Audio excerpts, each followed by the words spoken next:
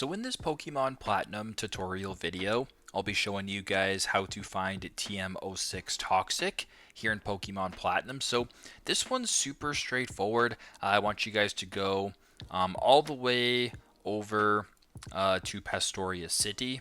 And once you're in Pastoria City, I want you to make your way into sort of the rainy marsh area as if you were going to Hard Home City from here. So I want you guys to head south once you're here in Pastoria City, and then I want you guys to go ahead and make your way down to this area. And as I mentioned before, super straightforward, but you can miss it on Route 212 potentially.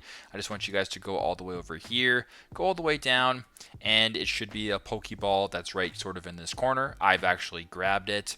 As you guys can tell, so if I were to go ahead to show you guys my TMs right here, I'll just go to TMs, HMs. I have Toxic right here, but you would find it literally in this spot right here. You can also find it, I believe, at the, what's it called?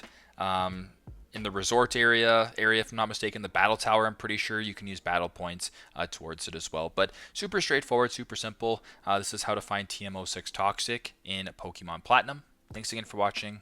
I hope this video helps.